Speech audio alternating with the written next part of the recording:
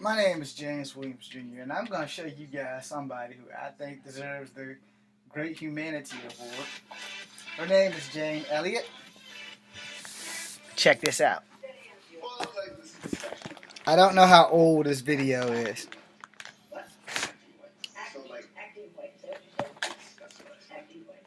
It's interesting that it's difficult for a lot of white people who experience a lot of prejudice to put their brains into our lives, but we are taught how to do the reverse from very young. That's right. So listen to everything she says. You know exactly how to act white.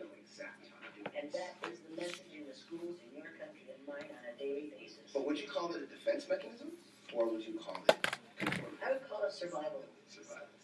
Hear that? I would call it a survival technique. You want to get through kindergarten, you talk as white as you can. And you look at that white teacher as if she knows anything. Well, she may not.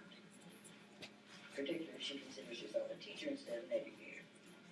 But we are not in the business of educating in schools in my country, and I think not in yours. We're in the business of teaching children how to be good Canadians or how to be good Americans. And when I was taking social studies education courses in college many years ago, right after I talked to Jesus at the Last Supper as a waitress, our professor said, when you go in the classroom, do not teach in opposition to local mores. The people who are paying your wages through their taxes have the right to have their children learn what they want them to learn. In other words, if you're teaching in a racist society, do not teach in opposition to racism. That was bad education then, and it's bad education now. But we teach that Columbus discovered America, even though he didn't, because it makes that group look good, it makes Columbus look good, and there were First Nations people here before Columbus died, but we have never said First Nations people discovered America. And we aren't going to, because we're going to figure, well, they just popped up out of the ground. And it hasn't occurred to us that they came from somewhere else, like from Africa, which is where we all came from. And they aren't red. And the only reason we call them red men is because when they met the people who came to this country from Europe or wherever, they painted themselves red, partially in celebration, partially in welcoming, sometimes for war. So white people said those are red men. They weren't red. They didn't have red skin. It's another example of the ignorance of whites, which we have perpetuated to this day. It makes no sense. Okay, any other questions that I shouldn't answer? So much information, I love it. Thank you so much. There's another book you need to read. You have to read They Came Before Columbus. Ivan Van Sertima's book, They Came Before Columbus. It's a book, it's a story of the blacks who came to this continent before Columbus got here. Hundreds of years before Columbus got here. And they left a country in which they were doing surgery, cataract surgery, on people's eyes with metal tools before they had discovered metal in Europe. Before there was a hospital in Europe, people in countries in Africa were doing cataract surgery on people's eyes with metal tools. Now, is that interesting? And if it isn't, I want to know why not. I'm telling you, Black Lives Matter. Those first black men and women who did those things and then moved away from that area, and some of them got to this area, their lives matter. The fact that you have a country today on this continent is because Black Lives mattered then, and they matter now. But we have managed to dismiss anything they did before we got here and taught them how to do it right. Now, somebody's going to say, she doesn't like white people. I'm not. I don't dislike white people. Some of my best friends are white. Have you heard that one before? I've heard that one before. My best friend is white. Yeah, I got mine. And when you see me, do you see me white? Of course you do. Has anybody ever said to you, when I see you, I don't see you black? Countless times. Well, see, that person has an eye problem. And you should do like Linda Hillary did. Tall, aggressive black Linda Hillary. And when this white woman boxed up to her and said that, she said, I think you have an eye problem. Let's go down to the optometrist and get an appointment for you so that we can get your eyes fixed. We don't need a colorblind society. We need a society that is no longer blinded by color. Now think about that. And I have to be somewhere at 2 o'clock. Are we done now? Yes, we are.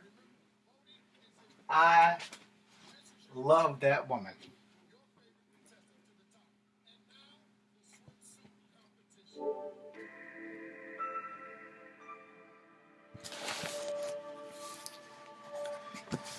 Now, for those who saw that, you know, I gotta find another one that I liked with her.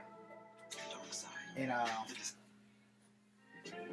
think that you guys ought to, like, no, she did some rock hard experiments, you know, and I don't know if she's still alive, but I think that she should get the humanitarian award for the things that she does and the things that she says.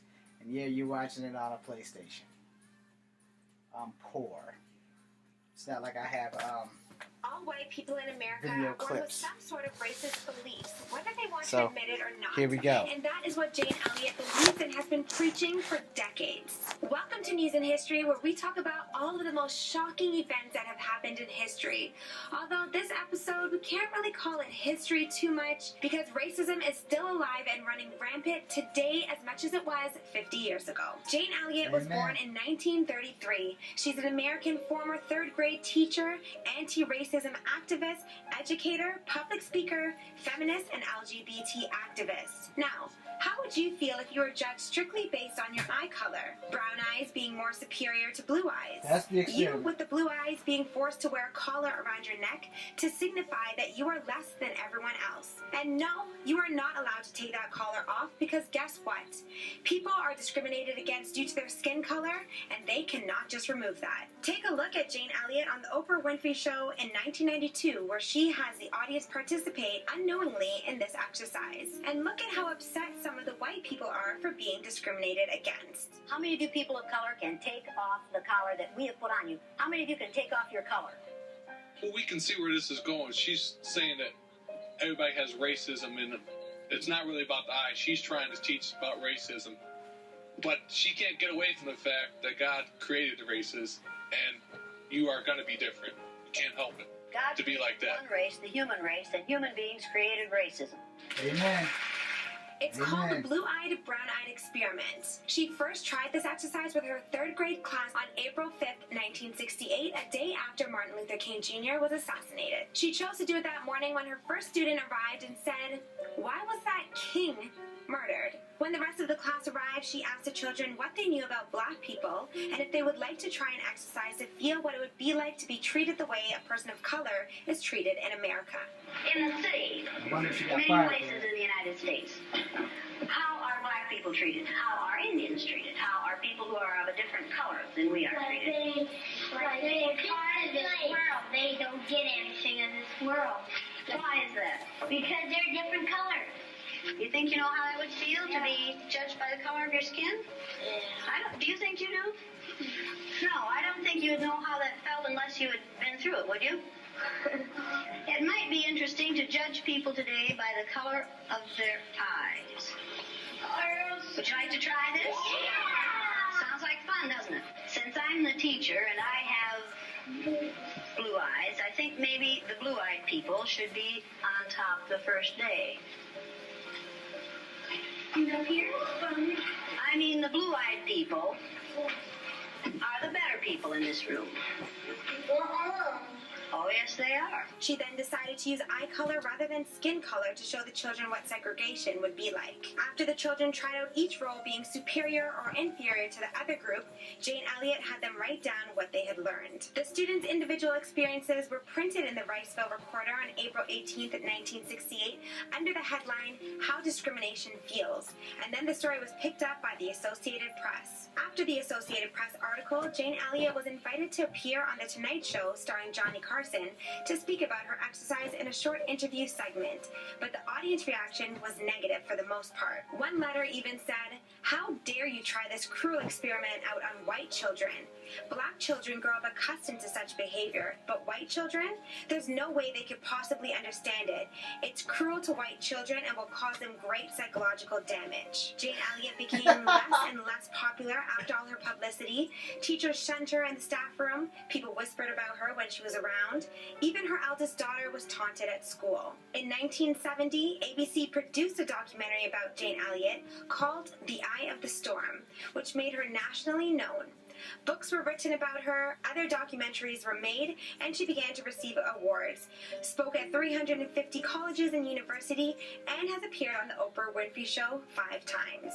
Here's Jane Elliot now at the time of filming, 83 years old and still as passionate as ever about racism. In this clip, she's answering the question, why do we hate? We hate because we're taught to hate. We hate because we're ignorant. We are the product of ignorant people who have been taught an ignorant thing, which is that there are 4 or 5 different races. There are not 4 or 5 different races. There's only one race on the face of the earth, and we're all members of that race, the human race. But we have separated people into races so that some of us can see ourselves as superior to the others. We thought it would work, I guess. It hasn't worked. It has been bad for everyone. But it's time to get over this business. That's it for this episode of News and History. I hope you learned something new today. Hopefully racism ends sometime soon. We need more people like Jane Elliot spreading the word and educating people. Thanks for watching News and History, and we'll see you next time. So as you can tell, I really respect Miss Elliot. I look forward to somebody giving her some more recognition, and if she hasn't gotten a humanitarian award, then she probably should have one, you know, because she's done a lot for people of color, and whether y'all want to believe it or not is up to you. But I will say I'm not disappointed in her message at all. I respect her message, being that I am a product of multiculturalness, being that I am Native American, Cherokee, Indian on both sides, black on both sides, and white on one side. So, you know, give or take a bit, you kind of got to dig into the recesses of what you know and what we've been taught through school. And most of the things we've been taught through school, like histories, mysteries, and all that other stuff, some things ain't as black and white as they cut it out to be. So, I just want you guys to see that and to know that, so that you'll know exactly why I do some of these racism things and stuff, because it needs to be done, for one. So, in closing, I'm James Williams Jr. This is Kung Fu Havoc number 2. Peace seeing you.